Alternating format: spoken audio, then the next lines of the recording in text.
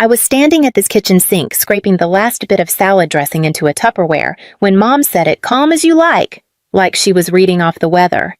"We're out of oat milk again. Can you pick some up on your way home from work?" I didn't look up. I just pressed the lid down and asked, "Is this for you or for Lauren's hormones?" She didn't laugh. She never does when it's about Lauren. "It's for her tea," she said, folding the grocery list like it was a church bulletin. "She needs to relax before her flight." I paused. "What flight to Reykjavik? Didn't she tell you a beat? It's for her women's retreat." "Iceland. Cold air is good for resetting cortisol levels." The faucet kept running. My hands were wet. I turned around slowly. "She's going to Iceland." Mom blinked like I'd asked something odd. "Just a few days. Spa resort. It's all very holistic. She's been so stressed lately, Cassie." I stared at her. Iceland, spa, holistic, stressed. That was the word she used. Not irresponsible. Not unemployed for 19 months. Not the reason I've been covering the mortgage, the groceries, the phone plan, the utilities, and apparently now the oat milk for Icelandic hormonal balance. How's she paying for it? "She won it," Mom said quickly. "A raffle or something online." "Of course she did. She won a retreat to Iceland in a raffle," I repeated. "Yes." A pause. "Don't sound so skeptical, Cassie. She deserves something good." I dried my hands slowly. The edge of the dish towel caught on my ring. "When I got promoted to team lead last year, you said congratulations and then asked if I could help with the water bill. That was your whole response." Mom's face tightened. "That's not fair." "No," I said. "It isn't." From the hallway, I heard the jingle of keys. Lauren breezed into the kitchen like it was her private runway. She was wearing the parka I gave her last Christmas. The one she said was too boring. She looked radiant. She opened the fridge. "Where's the oat milk?" I didn't answer. Mom handed her the folded list. "Cassie's picking some up." Lauren kissed her cheek. "Thanks, sis," she said without looking at me. Then she floated out the door just like that. I watched the door close behind her. The silence after felt heavier than before. "I thought she was broke," I said. "She needed the trip," Mom replied. "You don't understand how hard it's been for her staying home all day." I didn't argue. The sink was still running. I didn't turn it off. Because deep down, I knew something was off. Not just this trip, not just the oat milk. It had been off for a long time. I just didn't want to be the one to say it. Not yet, but that was about to change. The next day, I searched Retreat Iceland raffle just to see if it was a real thing. It wasn't. I wasn't surprised. I asked Mom about it again over dinner casually. She was reheating something frozen and pretending it was homemade the way she always did when she wanted to look like she was holding the household together. So, what kind of raffle was it? She blinked, then looked down at the microwave like it had just said something inappropriate. "Just a travel sweepstakes thing," she said. "You know how Lauren is with those online entries. She's always entering something." I took a bite of dry meatloaf and nodded slowly. Funny she didn't say anything. She usually brags about things like that. Mom gave me a look. "She probably didn't want to upset you. You've been working so hard lately." That was new. Concern. "I'm not upset," I said, and I wasn't. Just tired. Tired of being treated like the backup generator of the household. Always humming, always running, only noticed when something breaks. The next morning, the credit card company called. I was in a meeting when I saw the number flash across my phone. I let it ring twice, then answered something in me said I shouldn't wait. "This is Andrea from Goldline Credit." The woman said polite but firm. "We're calling to verify some activity on your account." I stepped out of the room. "What kind of activity?" "Multiple high-value transactions out of Reykjavik, Iceland," she said. "Luxury lodging spa services retail." "Just confirming you're traveling." I closed my eyes. "No," I said. "I'm not." A pause on her end. "Would you like to freeze the card?" "Yes," I said, immediately. $24,000. That's how much had been charged to my gold card in under 3 days. I scrolled through the itemized report she emailed me: boutique hotel, private tour, thermal spa, 4 restaurants, and something labeled Glacier Heli Excursion. I forwarded it to myself, then printed it at home. I left the pages on the table where Mom always read her paper. I didn't say anything. That evening, I came home to a strangely calm living room. Mom was folding laundry with extra purpose. Dad, who rarely spoke unless ESPN was on, cleared his throat. She didn't mean anything by it, he said. I waited. The card was just lying there. You always leave it out, Mom added. It's not like she stole it. I picked up the page from the table, held it up. $24,000 in 3 days. She thought it was expiring, Mom said quickly. She didn't want it to go to waste. I stared at her. She said that I asked. Mom hesitated, more or less. I didn't say another word, just picked up the paper and went upstairs. On the voicemail, Lauren's voice was chipper. Hey, sis, she said. Looks like the card stopped working. Can you fix that? I still need to book the ice cave tour. Love you. She hung up without waiting for a reply. I didn't tell them right away that the card was frozen. They found out the next morning when Lauren called from the hotel lobby. Mom was in the living room pouring her third coffee of the day. The mug said, Grateful Heart on the front. She says her card isn't working. Mom said, phone to her ear. I didn't look up from my laptop. No, it isn't. She blinked. You turned it off. I reported it stolen. I said calmly. Dad from his recliner. That seems excessive. She took it without asking, I replied. That's theft, last I checked. Mom's voice was tight. You always overreact. Lauren called again. I didn't answer. She left a voicemail. Seriously? You canceled it. I have things booked, Cass. That's incredibly immature. I was going to get you something. That last part, I don't know why that made me laugh. Maybe because it was said with such confidence, as if a t-shirt from a tourist shop justified $24,000 in unapproved charges. Later that day, Mom knocked on my bedroom door. She hadn't done that in years.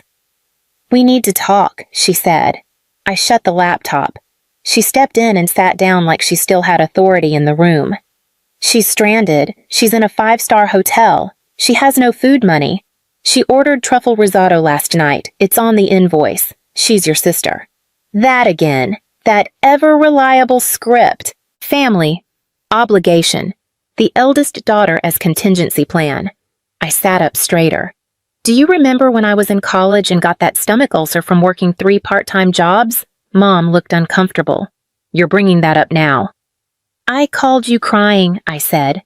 I needed help with a hospital bill. $2,000. Silence.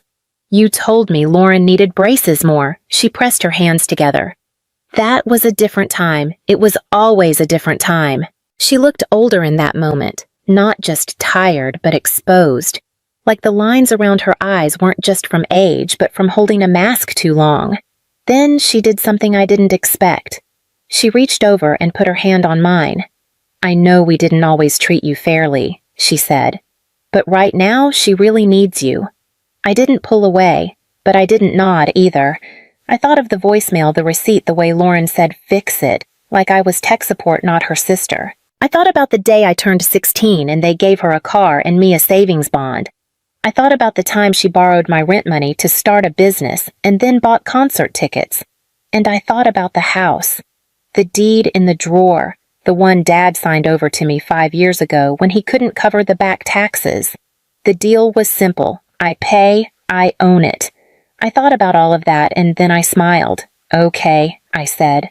Mom looked up surprised, relieved. You'll help. I stood and walked to the dresser, pulled open the top drawer and took out a different card. Black, clean, unused. This one's still active, I said, handing it to her. Book her whatever she needs. She took it like it was forgiveness, like the world was right again. I watched her leave the room, and then I picked up my phone and called someone I hadn't spoken to in a while. Grandma, I said, are you still looking for kitchen help at the cafe? The next few days were strangely quiet. Lauren's calls slowed down after the third voicemail. She'd moved from cheerful to annoyed to something that sounded like passive apology. She never said the word sorry, but there were enough sighs and drawn-out pauses to let me know she thought that counted. Mom started moving with a little more softness. Less commanding, more suggestion, like offering a cup of coffee when I came home. Like asking how work was but not waiting for the answer. And me, I smiled. I nodded. I said yes. I handed them a card. It wasn't the gold one. That one was gone dead buried. This one was black newer. It had been sitting in the back of my drawer for over a year. I'd gotten it after a client event never used it. I activated it, set a limit, and handed it over. She still has some things to cover, I said neutral. Flights, meals, whatever. Mom looked like she'd just been handed a second chance. She didn't ask why the card looked different. She didn't ask why I activated one I hadn't touched in months. She didn't ask anything. That was how I knew she was still playing her role, and that she thought I was still playing mine. Lauren texted the next night, cards working. You're the best. I'm bringing back a surprise. I didn't answer. Instead, I packed 3 boxes and booked a moving service for the following Tuesday. Just clothes books, paperwork, the things that mattered. The rest could be replaced or forgotten. I called the realtor the next morning. Her name was Andrea. We'd met once at a networking event 3 years ago. She remembered me, asked how the house was holding up. I told her I was ready to let it go. She didn't need to know the rest, only that the deed was in my name, that I was the sole signatory, and that I'd be out by Friday. She said she had a buyer who'd been waiting on this block for months. We scheduled the walkthrough. In the garage, I found the copy of the tax transfer papers Dad had signed. I'd kept them in an old folder marked temporary. I never changed the label. Upstairs, I removed the framed family photo from the hallway, the one from Christmas 7 years ago. I'd been cropped at the edge, barely a shoulder. It used to bother me. Now it made sense. I was never really in the picture, just close enough to cast a shadow. I didn't tell anyone I was leaving. Not yet. I left the key under a rock in the garden for the moving crew. Marked the boxes kitchen documents don't lose. Then I drove to Grandma's. She opened the door like she'd been expecting me. No questions, just a nod and a small smile that didn't quite reach her eyes. I have 3 rooms, she said, and no patience for nonsense. I smiled. Perfect. Inside, the house smelled like flour and tomatoes and old wood. The kitchen was loud clatter orders shouting in English and Spanish and something in between. Her cafe hadn't changed. Neither had her rules. You ready? She asked. Not yet, I said, but I will be. She wiped her hands on a towel and looked me in the eye. They'll show up. When they do, I'll handle it. I know, and I did. They came back on a Thursday, mid-afternoon. Sky half-cloud suitcase wheels dragging over the walkway like a warning. I was waiting. Not inside the house. On the porch swing. Lauren got out of the car, first, smiling like we were sisters who actually talked. You came to pick us up. I didn't answer. Dad grabbed the bags. Mom reached for her keys. She tried the lock. Then again. She looked at me confused. Did you change the door code? No, I said. I changed the lock. She blinked. Why, you don't live here anymore? She laughed that dry, clipped laugh she used when something made her uncomfortable. Cassie, come on. I stood up slow, walked down the steps, and handed her a manila envelope. Inside, signed closing documents. Sale confirmation. Wire transfer receipt. Andrea had worked fast. The buyers were moving in on Monday. I sold it, I said. Lauren frowned. Sold what? The house. Her face fell like a dropped plate. You can't do that, she snapped. That's illegal. This is Dad's house. Dad opened the envelope. His face went pale before he even reached the second page. Cassie, you signed the deed to me 5 years ago, I said quiet. Remember when the IRS came? He opened his mouth, closed it, sat down on the curb like he needed air. Mom's voice sharpened. You had no right. I looked at her, and for the first time in years, I didn't flinch. I paid the back taxes. I've paid the mortgage, the bills, the maintenance, the repairs. For half a decade, I've kept this house standing. You just lived in it. Lauren stepped forward. So, where are we supposed to go? I handed her a second envelope. She opened it. Inside, an address, a set of keys, and a sticky note in Grandma's handwriting. Room upstairs. Work starts at 6. Apron on by 5:45. Mom stared at the paper like it was written in code. You sent our things to your grandmother's. I sent your things to your mother, I corrected. And she agreed to take you in. As long as you pull your weight, Lauren scoffed. You think she can tell me what to do? She's been doing it since before you were born. Dad finally spoke. What about the card? I turned to him. Which one? The black one. The one we used. Oh, I said. That wasn't mine. Lauren stiffened. What? That card was yours, I said, meeting her eyes. You opened it 2 years ago, left it in a drawer when you quit that copywriting job. I never used it, she snapped. You did now. She looked at the paper in her hand, then back at me. You're lying. I didn't reply. The moving truck pulled into the driveway. The new owners stepped out, a couple with a baby and a dog, beaming. I turned back to my family. You have 3 days to vacate Grandma's guest rooms. Mom's mouth opened, closed. I didn't wait for what came next. I walked to my car, started the engine, and left. No speech, no last word. The house was already gone. So was I. It was quiet for a while after that. No calls, no voicemails, no late-night knocks on my door. Just peace. I moved into a small apartment on the other side of town. Nothing fancy. 2 rooms, soft light, no shared walls. The kind of silence you don't realize you've missed until you finally get to keep it. Work picked up. I stopped checking my bank balance 3 times a day. I stopped flinching when the phone rang. I bought flowers for my own kitchen table, not because it was anyone's birthday, just because I liked the color. Then one morning, Grandma called. She never starts with small talk. They're adjusting, she said. I didn't ask who. Your mother scrubs pans slower than I'd like, but she's doing it. Your father learned how to fold napkins poorly. And your sister, she finally figured out how to clock in on time. I didn't say anything. Grandma sighed. They're not saints, but they're different. Some things can only be learned by sweat. That night I couldn't sleep, not from regret, just weight. The kind you don't realize you've been carrying until someone names it for you. The next week I stopped by the cafe, not to talk, just to see. The back door was propped open. The usual smells, garlic oil, yeast wrapped around me like a coat I hadn't worn in years. Through the kitchen window I saw them. Lauren wiping down Counter's hair, tied back sleeves rolled. Dad folding paper menus into neat stacks. Mom, hands in dishwater mouth, pressed into a line. None of them looked up. I didn't go inside. I just stood there watching. Not with anger, not with pity. Just clarity. They looked like people who were finally being asked to hold up their end. And for once, no one was reaching for my wallet. I walked back to my car. Later that week I got a letter, handwritten. My name in careful cursive I hadn't seen since childhood. Inside one line, you were right. I just didn't want you to be. Mom. No apology, just that. It was enough. I folded it, slid it into a shoebox with a few other things I hadn't thrown out yet. An old photo, a birthday card from Grandma, the receipt for the back taxes I paid the year they nearly lost everything.